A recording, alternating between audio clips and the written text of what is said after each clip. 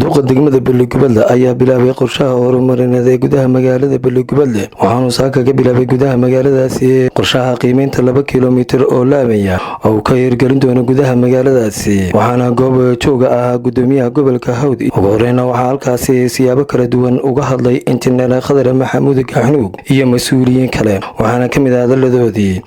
shaygu wuxuu wax ku qabsoomaa marka dadka deegaanka u dhashay iyo maamulkoodu ay wax wada qabsadaan waxaan dadka deegaanka Balligubadle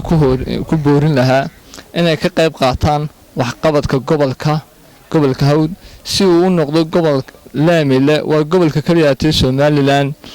aan lahayn laami marka dadweynaha gobolka Hawd waxaan ku boorin lahaa iyo haday neef ariya bixiyaan haday waa 350 guriyo ala neef bixiya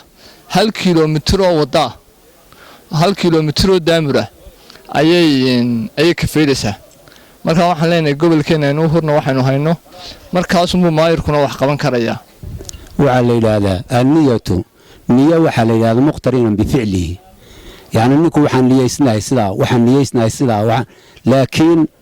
anniyatu niyadu muqtarinan bi ficlihi ficilkeeda la raaciyo ayaa loo baahan yahay wax yar joogay hadii maayir dilbaati waxaan dhigayaa laamay aad baan idinku maadnaa aad baan ku maadnaqaynaa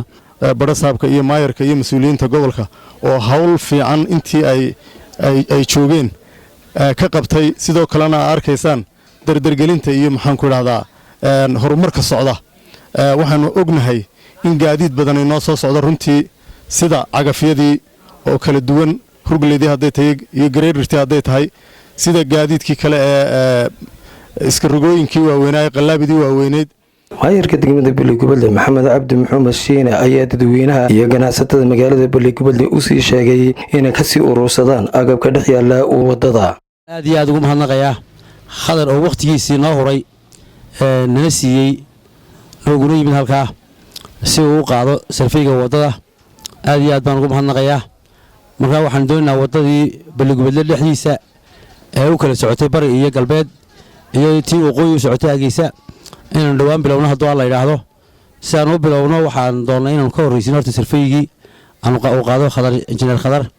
waxaan markaa bulshooyinka degan magaalada Balligubadle aan ku wacyigelinayaa ama aan ugu baaqayaa inay ka qaataan barandayaasha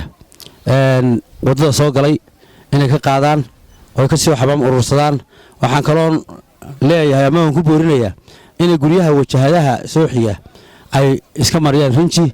cidii dib u dhis ku samaysan kartaan ay dib u dhis ku sameeyaan oo inaga qurxiyaan magaalada haddii la yiraahdo gudoomiyaha gobolka Hawd Axmed Ciige Maxamed ayaa u mahad celiyay maayirka iyo golihiisa deegaanka waxaanu sheegay waxaan u mahad celinayaa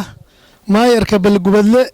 iyo golihiisa deegaanka oo dardar cusub maaragtay bilaabay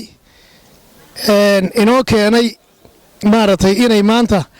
wadada tiida ah ee xaggaana Hargeysa ka qabata xaggaana salaxle ka qabata laami laga dhigo waxaan rajaynayaa insha Allah in yooman maalma kamida aynu arki doono iyadoo halkan laami tahay iyadoo biyuuna hareeraha ka marayaan Balligubadle qurux badan oo loo soo dalxiis tago oo loo yimaado ayay inoo horseedaysaa wadooyinka aynu bilaabayno ilaahayna subxaanahu wa ta'aala waxaan leeyahay hayno aqbalo وين كاركيا إشارة أم بمارة حديقة يقول رئيسي دينا عم بدحديدا مارة تعالى يدنا الله وضو لما يصير كدو وحاسودا بمركز يسكو حرمان قروح بينو كردنيان عبد الرحمن سمري تي في عالمي جوهون كيبل تي في أرنت قبل كاودي بليكو